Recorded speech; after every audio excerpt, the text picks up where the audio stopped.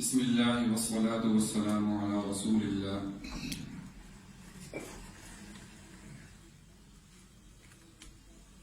جیسا کہ ہم سب کو معلوم ہے کہ میک پر آنا یہ بہت مشکل مرحلہ ہوتا ہے، پھر اپنے اساتذہ کرام کے سامنے بولنا تو بہت ہی مشکل مرحلہ ہے۔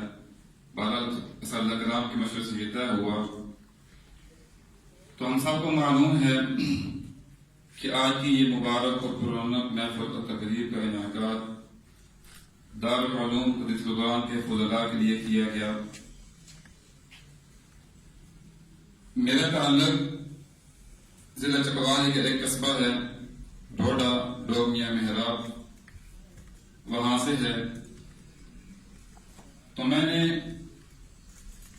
سن 2007 میں یہاں داخلہ لیا درجہ کتب میں، اس وقت وہاں یہاں پہ درجہ ساتھ تک درجے تھے۔ پھر اس کے بعد آگے درجات پڑھتے گئے تو ہم نے درجہ 5 تک یہاں پڑھا، اور پھر اس کے بعد اساتذہ کرام کے مشورے سے، اللہ کے فضل و کرم سے اساتذہ کرام نے یہ مشورہ کیا کہ دارالعلوم عیدگاہ کبیر والا ضلع خانوال میں داخلہ لیا جائے۔ تو پھر وہاں پر داخلہ ہوا، 3 سال وہاں پڑھنے کے بعد، دور حدیث شریف کے بعد پھر اساتذہ کے مشورے سے 1 سال تبلیغی جماعت میں لگایا، اور پھر اس کے بعد اساتذہ کرام کے مشورے سے یہ استاد مولانا محمد عمران صاحب کے پاس چکنورنگ میں، وہاں پہ طے ہوا مسجد میں خاص گردان اور اس کے ساتھ کلاس تھی۔ تو کچھ ہی عرصے کے بعد 6 فروری 2016 میں اپنے علاقے میں تقرری ہوگی۔ تو وہاں جب ہم شروع میں گیا تو 50-60 طلباء تھے پورے گاؤں کے۔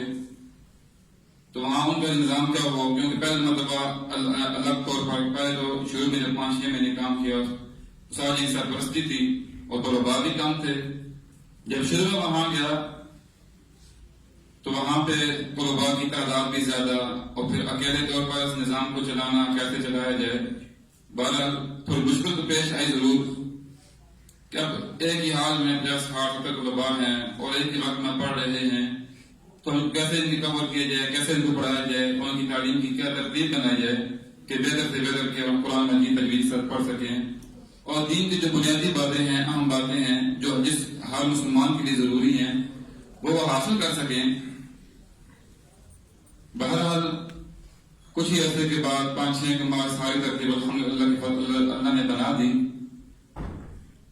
اور جل شانہ کی ذات حضرات مکتب تعلیم قرآن والوں کو بہت جزائے خیر عطا فرمائے، جنہوں نے ایک ترتیب قائم کی، ورنہ تو ہماری مساجد میں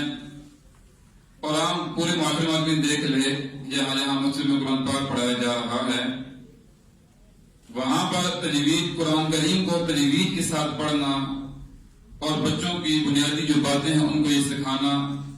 بنیادی باتیں سکھانا کچھ نہ کچھ تو ہے، یہ کلمہ، نماز جنازہ، اس طرح کی چیزیں ہیں، اور اس کے علاوہ قرآن کریم کو تجوید کے ساتھ پڑھانا، اس کا تو غم و گمان بھی نہیں ہے۔ میرے خیال میں بہت کم مقامات تھے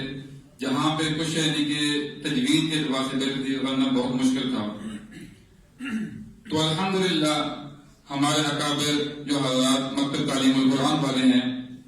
انہوں نے ساری ترتیب بنائی اور سوچی، اس ترتیب کو ایک عوام کے سامنے پیش کیا، علماء کے سامنے پیش کیا، اور پھر ہمارے ضلع چکوال میں استاد محترم حضرت مولانا محمد عمران صاحب تک قرآن والے،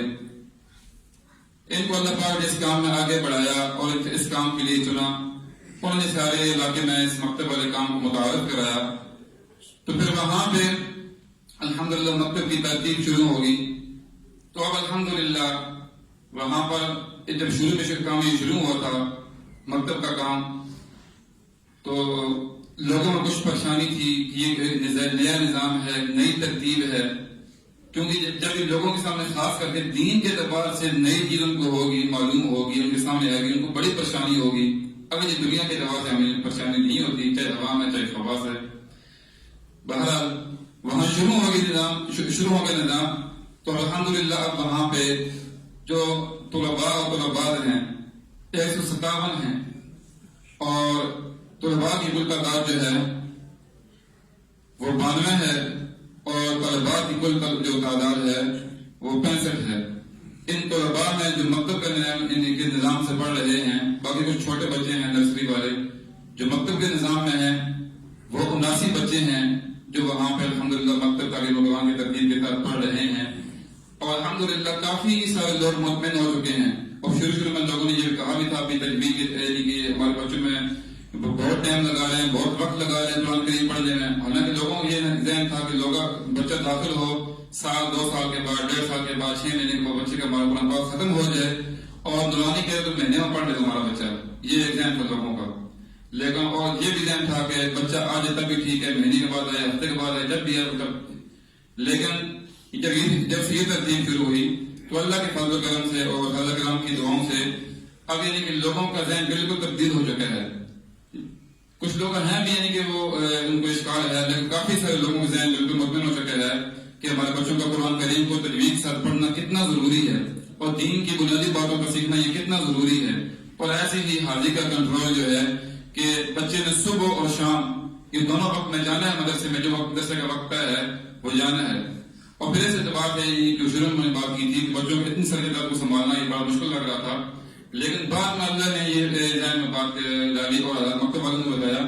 کہ ان کلاسوں کی ایک ترتیب بنائی جائے، یعنی وقت پہ تقسیم کر دی جائے۔ جیسے صبح کا وقت ہے، کتاب کا وقت ہے، اس کو آدھے گھنٹے میں یا 20 منٹ میں تقسیم کر دی جائے، اور شام کا وقت ہے 3 سے 4، 4 سے 5، 5 سے 6، اور ایسے ہی مغرب سے پھر عشاء، یہ 3-4 وقتوں میں سارے کام کو تقسیم کر دیا جائے تاکہ کام کرنا بھی آسان ہو، اور آگے جو بچے آ رہے ہیں ان تک یہ بات پہنچنا اور تجوید سے قرآن کریم پڑھنا یہ آسانی سمجھتی ہیں کہ جو اللہ جو عوام نے ہمارے جو امانت ہمارے سپرد کی ہے، تاکہ وہ صحیح طور پر ہم اس امانت کا حق ادا کر سکے اور ان کو جو ہم پڑھا رہے ہیں وہ صحیح طور پر پڑھا سکیں۔ تو یہ ہے ہمارے مدرسے کی مکتب کے نظام کی کارگزاری۔ اور اس کے ساتھ ساتھ ابھی کچھ عرصہ پہلے 5-6 ماہ پہلے ایک مسجد ہے، جامع مسجد اسولہ، قریبی گاؤں میں 1.5 کلومیٹر کے فاصلے پر، تو وہاں پہ جامع مسجد ہے، وہاں امامت اور ساتھ ساتھ درس قرآن اور جمعہ وہاں پہ الحمدللہ 34 بچوں کی کلاس شروع ہو چکی ہے۔ وہ دوسرے حافظ صاحب دوسری مسجد کے ان کو ترغیب دے کر وہاں ان کو طے کیا، وہاں بھی 34 بچوں کی کلاس ہے، بقاعدہ جو جس سے ترتیب ہے مکتب کی وہ شروع نہیں ہوا، لیکن جوڑوں کے اعتبار سے وہ تو ترتیب بنا دی ہے۔ اب انشاءاللہ آستہ کرتے وہاں بھی انشاءاللہ ارادہ یہی ہے کہ جسے مکتب والوں کی ترتیب ہے وہ بھی شروع کر دیجیے۔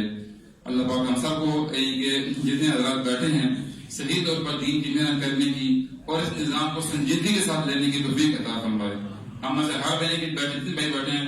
بعض لوگوں کا دل ہے کہ علماء میں سے جو قرآن پڑھا رہے ہیں مطمئن تو ہوگا، خیال بعض لوگوں مطمئن نہیں بھی ہوگا، تو اس لیے بھی ہم میں سے ہر بھائی، جب میں شروع میں آیا تھا تو میں یہ سوچا بھی یہ اجتماعی تعلیم اور یہ کتابیں کیسے ہوگا ممکن، بالکل ذہن مانتے نہیں تھا، کیونکہ ہم نے یہ نظام سنا نہیں تھا، دیکھا نہیں تھا۔ لیکن جب استاد جی کی سرپرستی میں یہ کام کرتے رہے تو الحمدللہ پھر جب خاص کر کے جب اللہ نے کام شروع کیا، اللہ کام کے دعاؤں سے، اللہ کے فضل و کرم سے پھر ساری ترتیب سامنے آتی گئی کہ اس نظام کے چلانے میں کتنا فائدہ ہے۔ اور یعنی کہ جب 1 سال میں بچہ پڑھتا ہے تو اب استاد کو اب 40 بچے ہیں، 60 بچے، جیسے ہمارے پاس 92 بچے ہیں، ہر بچے کا سبق الگ ہو، ہر بچے کی ترتیب الگ ہو۔ اب استاد کو نہیں پتا کہ میرے بچے کا سبق کیا ہے، کیا ترتیب ہے، سال کے بعد نہیں معلوم ہوگا کہ میرے بچے نے اب اتنے سارے بچے جو میرے قرآن بچے ہیں، اب میں نے ان بچوں کو کیا دیا ہے، اور ان بچوں کو نہیں پتا کہ میں نے استاد سے کیا دیا ہے، کیا حاصل کیا ہے۔ لیکن اس ترتیب سے ایک نظام ہے، ایک ترتیب ہے، تو بچوں کو بھی معلوم ہوگا کہ ہم نے اس مدرسے سے یا مکتب سے یا مسجد سے ہم نے یہ چیز حاصل کی، اور استاد محترم کو یہ پتا ہوگا کہ میں نے اس سال اپنے بچوں کو اور اتنے بچوں کو فلاں چیز پڑھائی ہے، اور ہر روز کا جو ہے نا روزانہ کے اعتبار سے استاد جی کو پتا ہوگا، بچے کو پتا ہوگا، جوڑی کو پتا ہوگا کہ میرے کیا یہ سبق ہے قرآن کریم کا، اور یہ سبق ہے میرے کتاب کا تربیتی نصاب کا۔ تو اس لیے بھی ہم میں سے ہر بھائی نے یہ کوشش کرے اور یعنی کہ ترتیب بنائے کہ جہاں جہاں شروع ہے مکتب وہاں پہ جو ہے مکاتب کو معیاری بنانے کی اپنی کوشش کرے، اور جہاں شروع نہیں ہے اپنی جو نا اپنی مصروفیات کے ساتھ ساتھ جہاں پہ یعنی کہ اپنی دنیا کے کام کرتا ہے وہاں 1 گھنٹہ 2 گھنٹے 1.5 گھنٹہ جو ہے نا اس مکتب یعنی کہ خاص نہ مکتب ہی کا نظام چلائے، یہ ضروری بھی نہیں ہے، لیکن ضروری یہ ہے، یہ بات ضروری ہے کہ ہم جو پڑھا ہے اس کچھ نہ کچھ اس کو آگے پھیلاتے رہیں۔ اللہ پاک ہم سب کو عمل کرنے کی توفیق عطا فرمائے.